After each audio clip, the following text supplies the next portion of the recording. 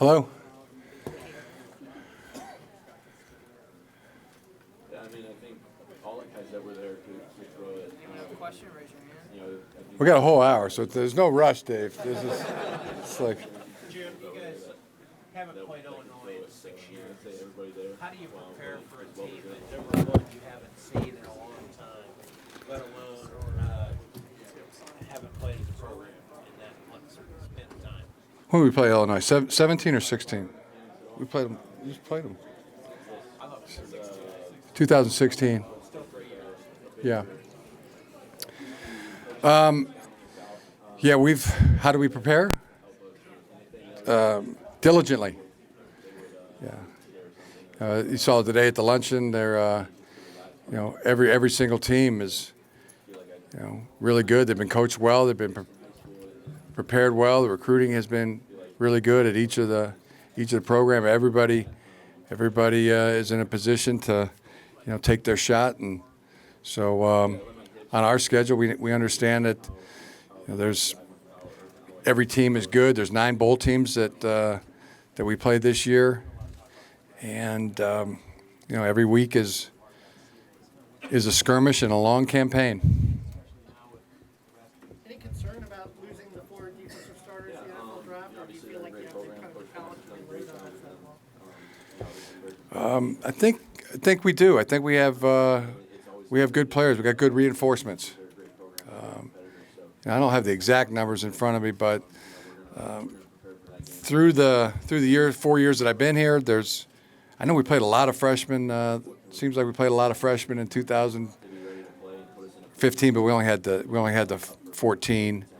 But some of those guys played. A couple played. The next year we played a lot of freshmen. 14 or 17.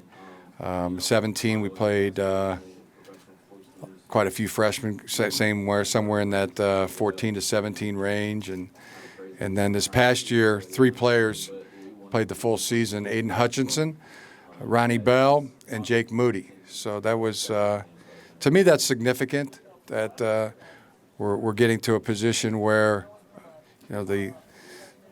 there's depth and there's reinforcements in the first and the second unit, where the necessity to play the freshmen is decreasing.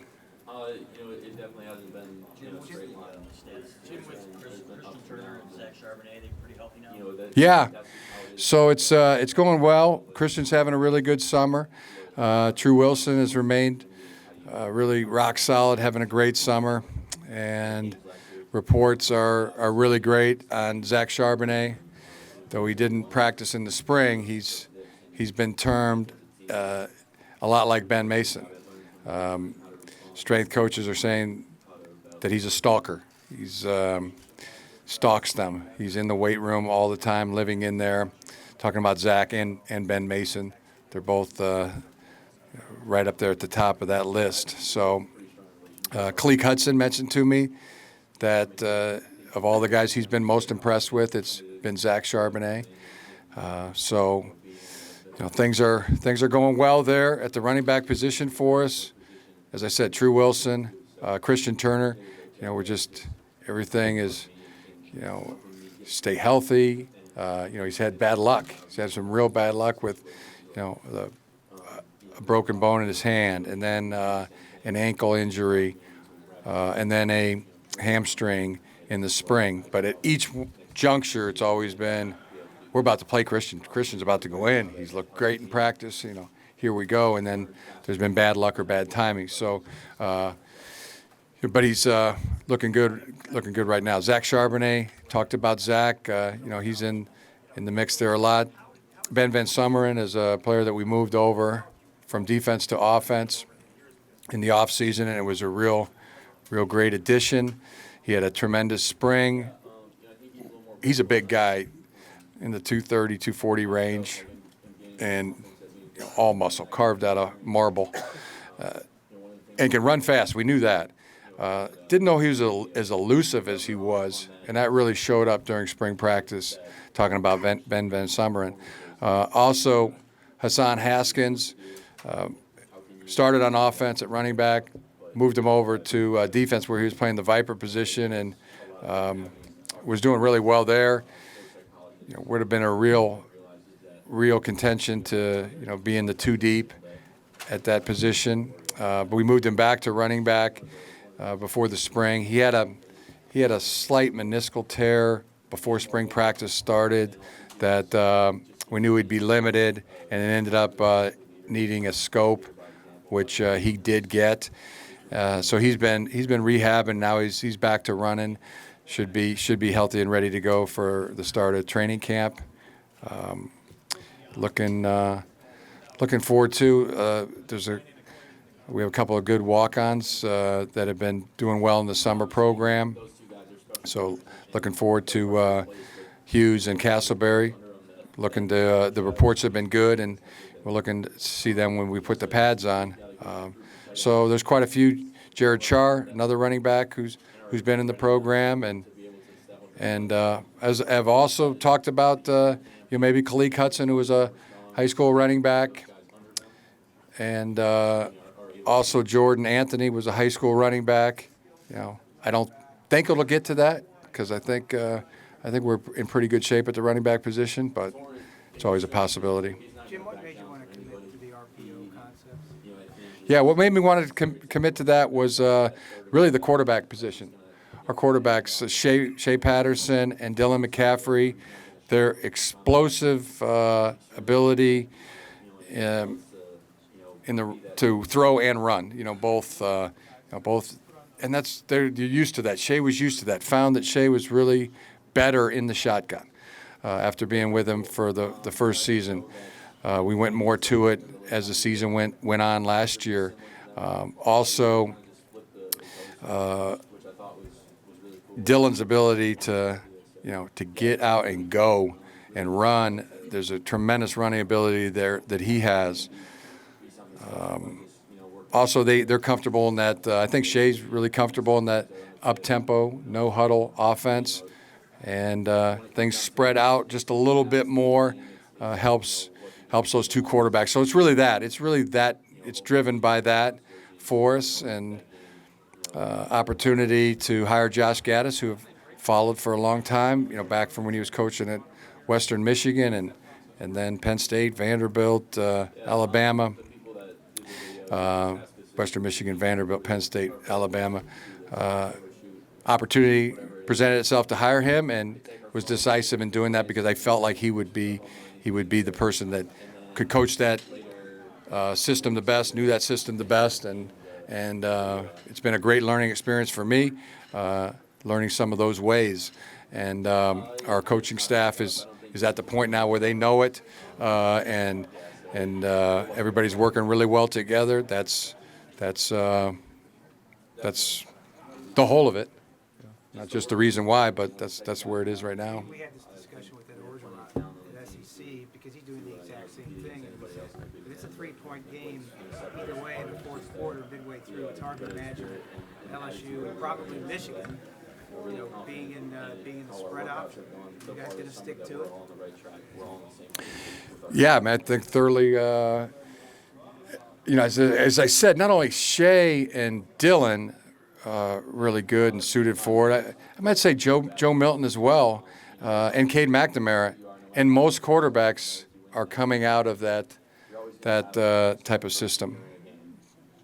And really just being able to minimize that adversity is the biggest part, I think.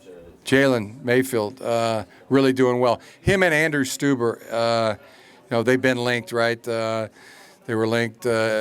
Going into spring ball, throughout spring ball, as the two that were competing at the right tackle position, and they are linked again because they are both attacking the summer program, and against termed as stalkers to the wait staff.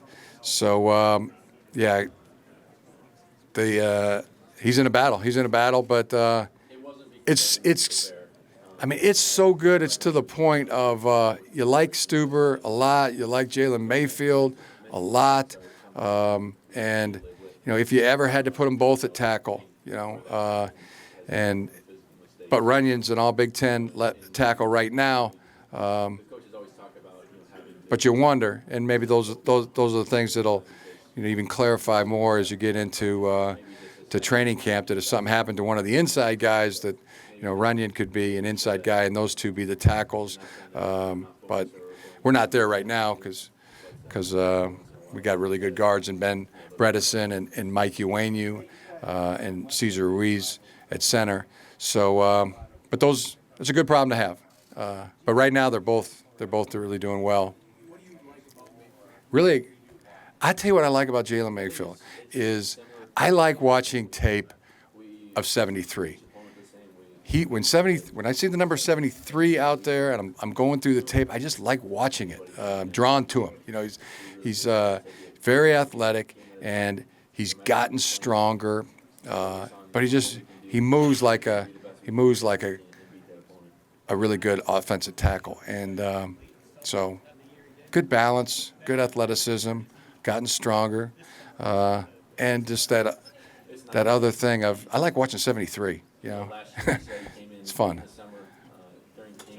How's Jackson Hill? Kind of swimming a little bit, just like anybody. I think good.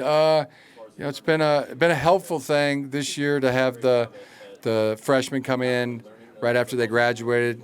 Coming in June and be able to get the physicals, get some of the workouts, some of the baseline things done earlier than usual. Also, right into class in summer school. He says it's hard. He says it's good, but they're all doing a good job of balancing that right now, giving a preview of what it's going to be like in the fall, balancing football and school. But good. All the reports have been good, and excited to watch him play. Yeah, want to see him play safety. Playing the Big Ten East, obviously a lot of big games built into it already. How do you get your guys to not to overlook a team like in Indiana, where you have to go this year? Last 2 times there have been in overtime. Yeah. It looked like they could be good offensively. Yeah, Indiana gives us heck every time.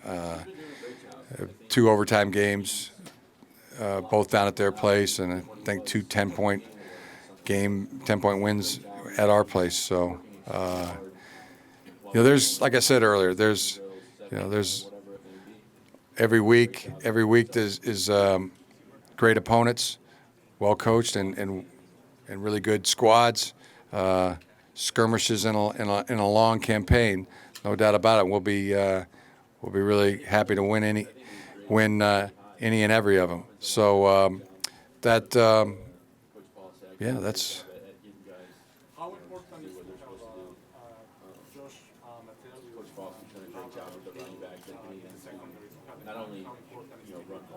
Yeah. So Josh Metellus, I was only allowed to bring 3 here to Chicago this weekend. If I had 4, I'd have brought Josh. He's really crushing it this summer, doing a heck of a job. Played in a lot of games. He's just like Bredesen and Kalik and playing in a lot of games since he's been here, going into his 4th year. Excellent player. Looks more mature, more grown up. He's a guy who's young for his grade. He's a young for his grade guy, 16, 17 or so when he was graduating from high school in his senior year. And Levert's doing well. Had some off-season procedure and didn't really do much of spring ball, but he's having a good summer right now, and looking forward to seeing him when we get to training camp. Leadership is something that I've worked on a lot. Just you don't have to talk a lot, but when you do talk, it has to mean something. And I think that just being well-spoken. Oh yeah, there's things you're working on all the time as a quarterback, and not just one thing. Knowing when is the right moment to step up and say something that's It's like a toolbox. There's not one thing more important than the other. So, he's developed fine. He's doing great. I love him. Like everything about him. I really do. And I think, just like all of us, really, just the things that we all that we're all working on, and that focus on, that being a disciplined thinker and, task at hand, what we're doing right now. We could really only be thinking about one thing. Can't think necessarily about, the end of the game before you get to the end of the game. Practice what you're doing at the moment. So that's something they're all really trying to do as good a job as we can. Jim, with you having a more running offense than compared to a passing offense the past couple of years, but now, going into this year, your running backs aren't as experienced, and Shea has another year with the receivers. Do you see a change in play calling going into next season? Well, I mean, we'll see. We will see, and that really, play by play, you don't know if it's a run play or a pass play. The RPO is a run pass option, and it could be a run, it could be a pass. So there's no way to predict it until after the ball is snapped.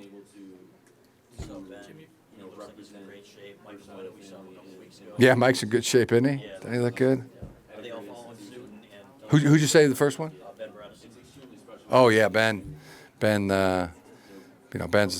off the charts, top of the charts. Mike Owenyu's had a really good offseason. He's worked a lot on his technique, worked a lot on his conditioning. He looks tremendous, and there's a bunch of other guys walking around that really look good. Yeah, I definitely grew up watching Peyton Manning and Tom Brady. Those two guys, just the energy and passion that they bring towards the game in tough situations, in those long conditioning days or those big lifting sets when somebody needs to grind out one more rep. Well, we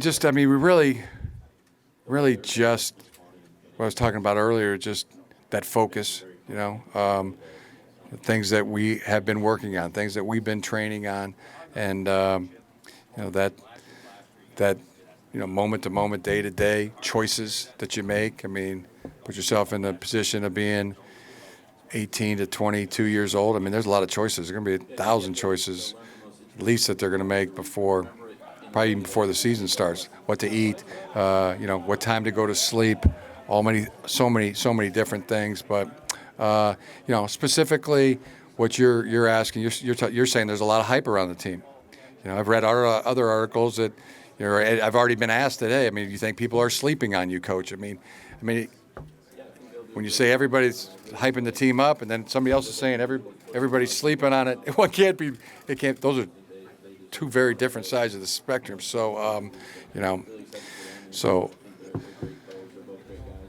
we haven't addressed that.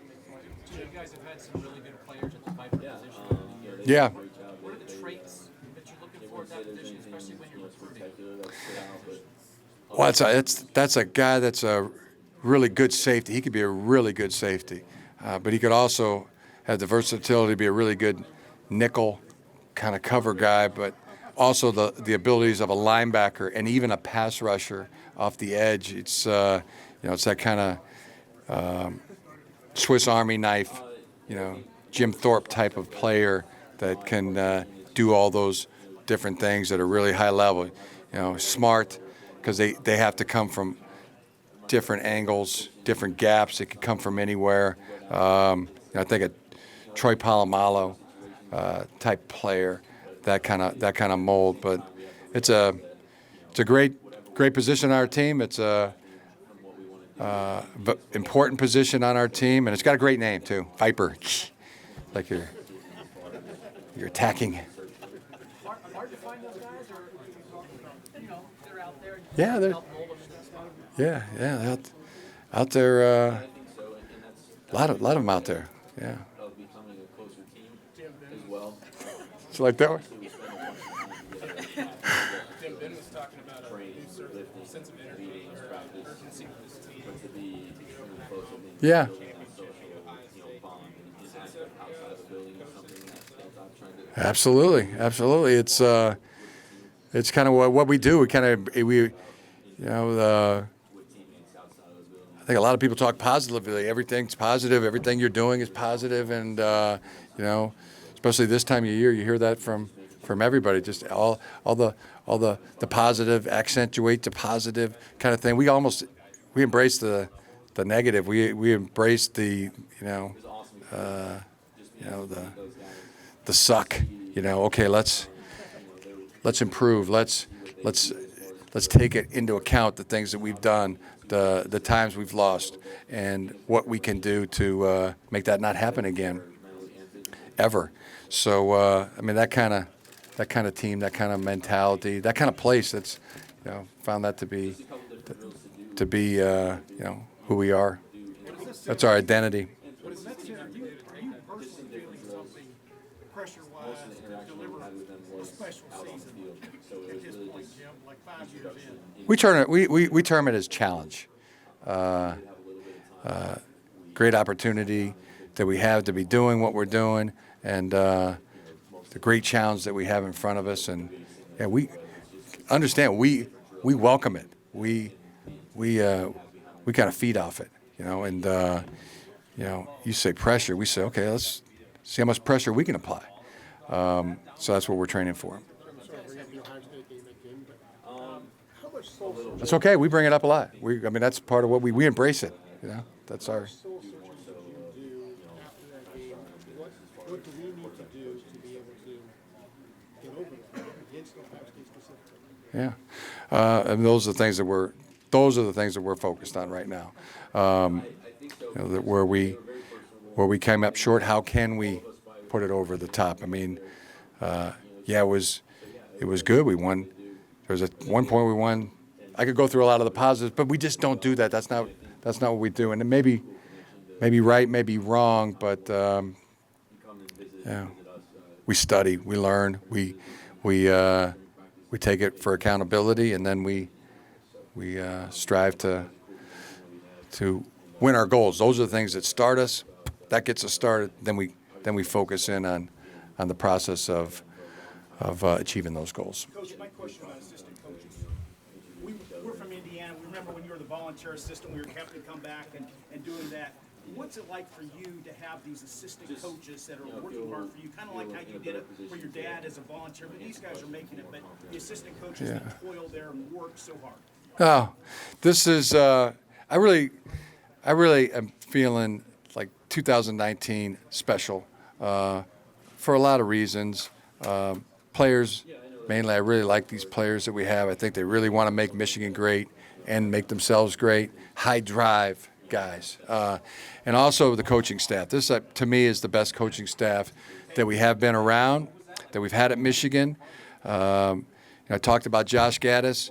I'll talk about Don Brown, who is as good a coach as I've ever coached with. There is no better coach I've coached with than Don Brown. I mean, he is all in. He is totally driven, and also Ed Warner did a great job for us last year as offensive line coach. Our run game improved. Our pass protection was better. We gave up less sacks. We saw the players improve a lot individually and collectively. Mike Zordich, our corners coach, continues to coach all Big Ten corners that turn into pro corners. Outstanding football coach. Chris Partridge, been with us the full amount of time, ready to be a head coach. Coaches our special teams, coaches our safeties. A lot of people know him. He's a go-getter. Takes a lot of accountability, all in as well, both in recruiting and in coaching. So Ben McDaniels also new this year, coaching the quarterbacks. Been doing a great job.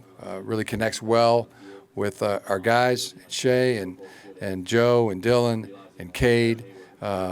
Has really studied the offense. We're all learning. We've all learned. Josh's system, and it's been a great learning experience for me and the other coaches. Ben's really got it down and really understand it and really been communicating it well to the quarterbacks. And then also I got these young coaches that I would say are the best young coaches that I've seen in 35 years. Anthony Campanelli, who is coaching he's new to our program, coaching the linebackers, the Vipers, and the Nickels. Great background. 3 brothers who are coaches, dad who coaches, love him. Tremendous energy and just real star power as a shining star coach. Say the same thing about Sean Nua, who's coaching our defensive line, brings energy, brings enthusiasm, connects great with the players, loves to recruit, and he's got a presence on the field where he goes. He's a high motor coach, and he's been tremendous. Sharon Moore is the other I would put in that group of young coaches. He's been with us going now into his 2nd year. Tremendous coach, tremendous guy. He's demanding. He's knowledgeable. He's not looking to be everybody's best friend. He's looking to get guys better, and it shows up every single day. He's up and at it. Humility prevents me from putting my son Jay, who coaches our running backs, into that category, but facts are that he is one of the best young coaches I've seen in 35 years. So I'm going to put him in that category. You got to be honest. He's done a tremendous job and been attacking, coaching the running backs. I feel really good about our running backs. He does a great job recruiting as well. So it's a staff. It's a coaching staff, and then then we have other staff members that feel great about. Could talk even more about them, but really loving the group. It's doing a great job. Thanks for the question. Appreciate it. You guys had one of the best defenses in the country last year. How do you build on that success and still, what areas do you think we can be better in defense? Yeah, I think there's a real system, that's been in place now for 3 years on our defense. Don Brown has brought that system, coaches that system on a daily basis, and there's a pride with playing defense at the University of Michigan that we all know and believe in to be true and be there. And there's guys, there's some real good players. Talked about the coaches, but there's really good players there too. Kwity Paye, again, it continues to improve as a player, and had a really good season last year along with Josh Uche. When those two played in games, they both played really well and played and impacted the game, in a big way and in a physical way, and tackle producing, sack producing, turnover producing ways. Aiden Hutchinson was one of the 3 freshmen who played last year, and he's back. He's starting. He's looking better than ever. And Devin Gill, Josh Metellus. We talked about Lavert Hill, Vincent Gray coming along. Great. Ambry Thomas, hopeful. Hopefully he's working through a little something right now, but we're hopeful that he'll get back with us. And other really good players. Donovan Jeter's been having a really good summer. Ben Mason, the number 1 stalker on the team in terms of the weight room, continues to be big and strong and affect the game and impact the game. I visualize. So young linebackers also we're super excited about. Josh Ross and Cameron McGrone.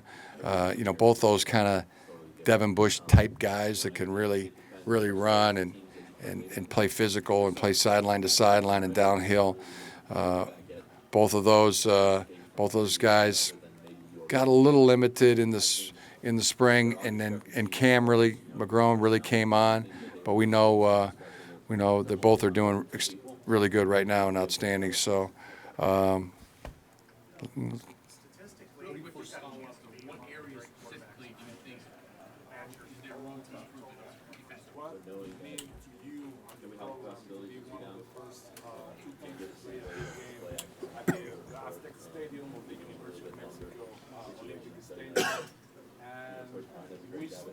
Teams, they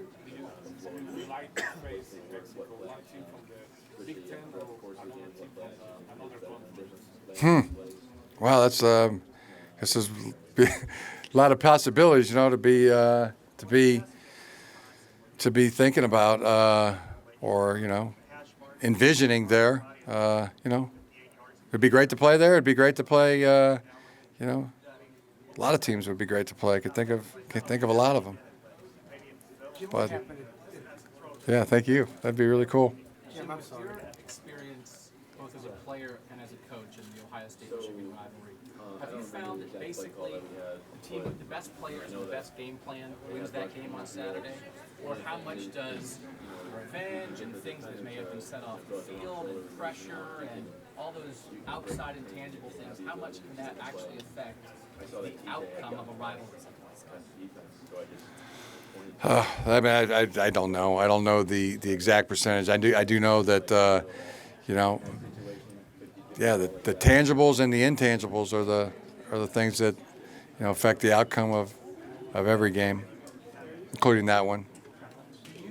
When you comment that you made about Urban Meyer that you were asked about earlier, how do you believe that something like that adds to the Ohio State-Michigan rivalry? Do you think that has an effect on anything, on how this game will be perceived, or how people on both sides are talking about this game now? I don't think so because I don't think it was anything new. I don't think it was a bombshell. It was all things that have been written about are very well documented. So. Surprised you by the reaction everyone's asking about how surprised you're getting that. I just got a question on it. One. So.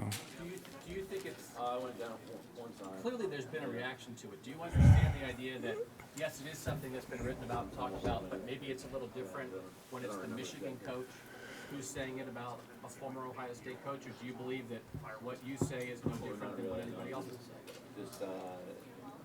I don't see why people are so afraid to say what they think. Maybe that's something that'd be worthy to be examined. I think some people think it might be sort of like poking the bear a little bit. Was there any of that intent involved, or was it just you reacting to a question on a podcast? Yeah, me giving my opinion now.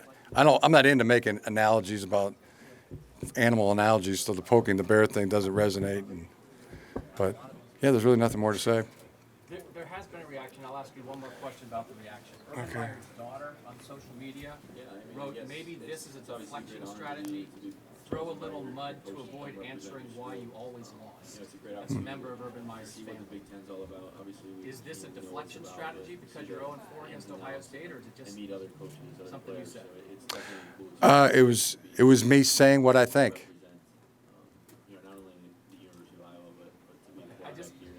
Obviously, it's Question answered. Yeah. You understand. Yeah. There's been a great reaction to it. You've asked your question. I've answered it. Again, I'm not upset.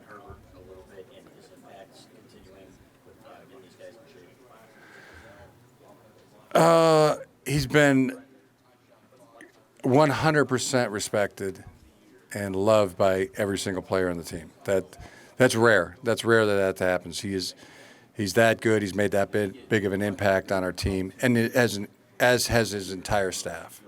Been phenomenal.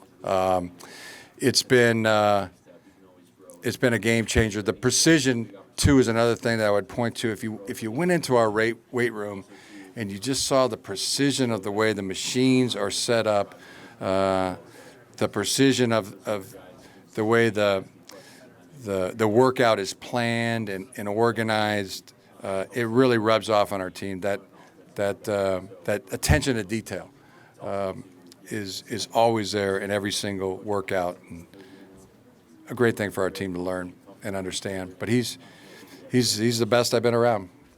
Jim, every coach has preferences. Your offense has seemingly been pro style. And I know you talked about the quarterbacks fitting into them. Great, you guys for the rest of the pack come November. We have potential to be really good, and as I've talked about, I believe it's because the players that we have, the coaches that we have, and you want reach as close to your potential as possible. Those are the things that we're working on now. And, it's good. It's pretty tight right now. Like I said earlier, I mean, you want to get it tighter. You want to get it even better. That's our focus. Jim, does losing someone like Harbaugh in this league help you guys take that next step? One guy, one of the guys is going.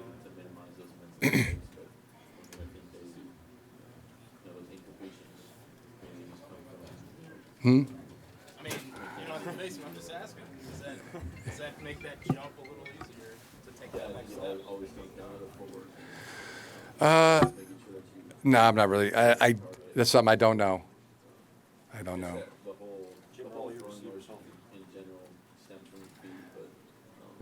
I think they are. They've had good summers. We'll see when we get a little closer to training camp. Jim, in terms of your tempo, tell me a little more about what that means. You anticipate being primarily no-huddle team? I like the ladies talk from the Rose Bowl today. I thought her words were good as well. Hope, spring's eternal. Paraphrasing, but. I know you switched on offensive philosophy on pass option. There's personnel. Have you played against teams that, from a defensive standpoint, you've seen that this is a tough offense to play against?